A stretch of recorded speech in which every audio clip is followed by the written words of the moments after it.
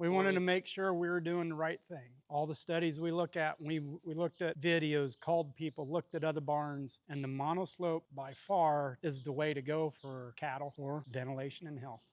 Well, today we're back in Ohio and we're at the Heitkamp farm at a father and son operation visiting a monoslope building that's soon going to house 300 head of livestock. So don't take off, don't go anywhere. We're going to get at it right now.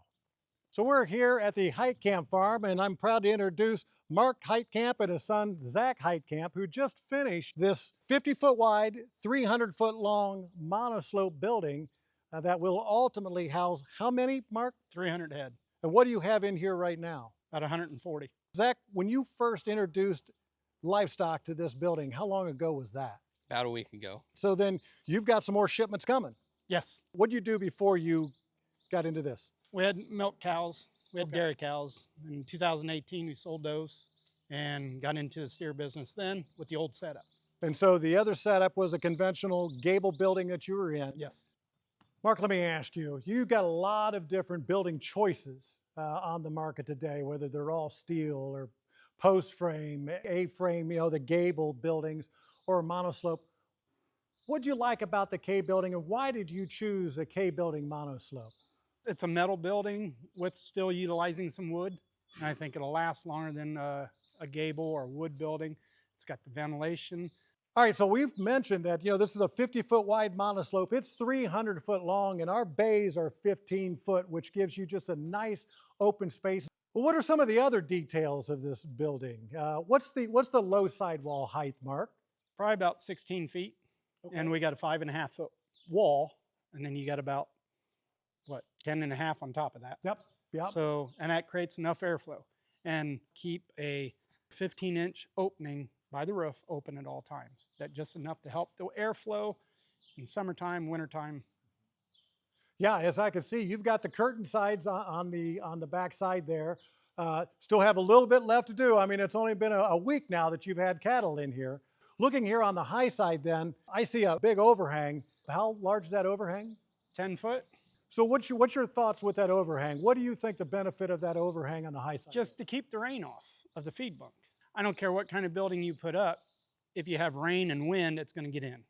But if it's a steady rain, down rain, calm rain, it's not going to get the feed wet. And that's one of the reasons why you put it out there far enough so that the feed can stay dry. And then when we're looking at the sidewalls, of course you have some 16-foot openings on the end walls with some sliders, so you can get your equipment in, clean out the pens. You got your manure storage down at the far end of the building over there then that is still squeaky clean. We're only a week into this, and I'm sure that will be utilized here probably sooner rather than later.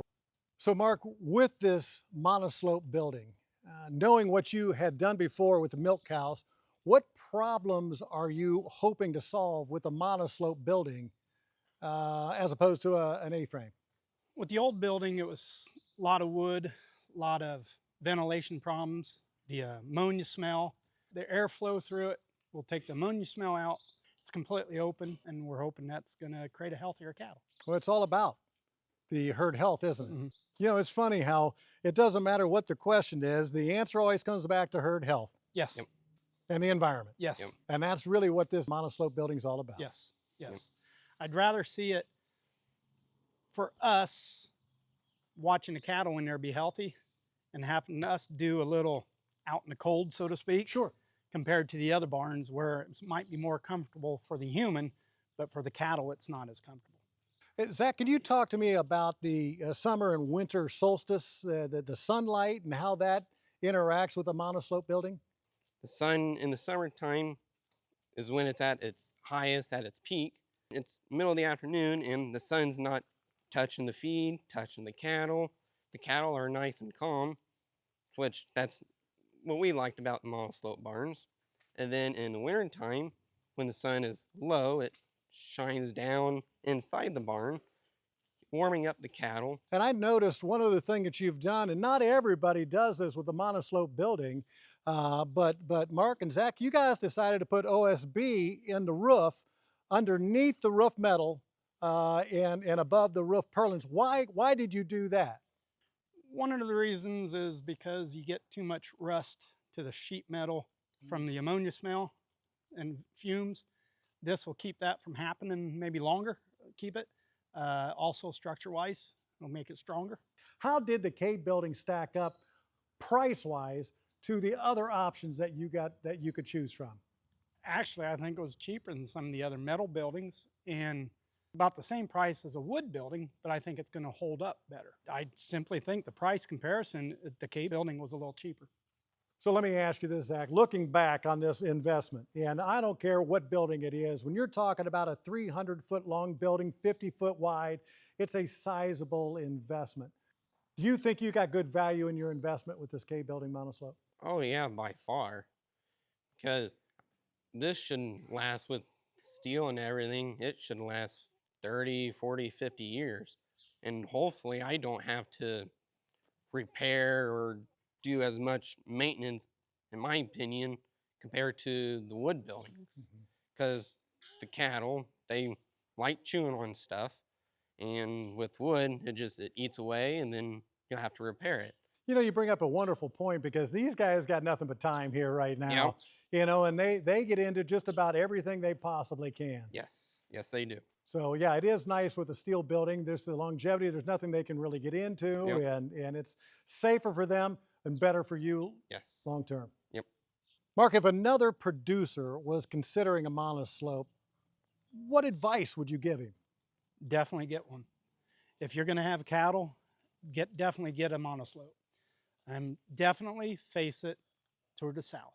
Yeah, and again, as Zach was talking about earlier with that summer and winter solstice, that's when you face it south, that's where you get the benefit of the shade in the summer and the full depth of sunlight to the back in the winter. Yes, and cattle, any animal needs sun to a certain extent. We did plenty of research. Yep. We wanted to make sure we were doing the right thing. And all the studies we look at, we looked at videos, called people, looked at other barns, and the monoslope by far is the way to go for cattle for ventilation and health. And when we did our research, and like you said, going to other farms, we didn't do it on a nice, beautiful day. We went when it was raining, it was cold, snowy. We did it on one of the worst possible days. Intentional. Yes, so that we can see, is this really worth it? And in our opinion, yes, it was.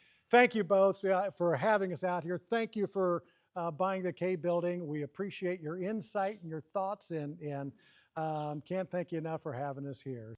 All right, so we're with Ryan Shaneline with A1 Ag, who is the K building dealer that sold this building and had erected it. Ryan, thank you also for being here today. You're welcome, Doug. The crews that you had put on here, were they subcontractors for A1, or were they your builders there with A1, or how did you work that? We have a crew that does all of our building. Perfect. So Ryan, the crews that put these together for you put a number of them together, A-frame buildings and monoslope buildings. What do you think those crews like most about the K building? You can use different equipment to be able to erect them. Like some of these mono trusses, you can use a telehandler. If you'd be doing different style building systems, you may have to have a crane there. So you get a lot better flexibility on your schedule for the day. Yeah, I mean, trying to schedule that crane to come in. Yep.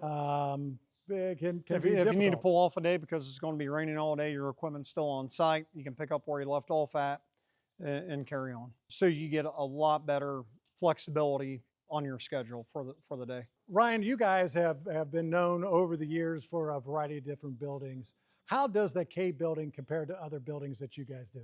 A building like this, you're going to get a lot more longevity out of. We can span a little bit farther with the post and the feed bunk alley. Thanks for staying with us to the end. We appreciate that, and we hope you got a lot of great content out of it. Man, we love your comments down below and your instant messages asking questions about your buildings. And we also invite you to visit us at kbuildings.com, and you can request a quote right there. And we'll take that information and share it with our dealers that are closest to you and start the conversation. But hey, right now, while we're thinking about it, take a moment and like this video and subscribe so we can continue bringing content to you. We certainly do appreciate you being here. Thank you very much, and we'll see you the next time.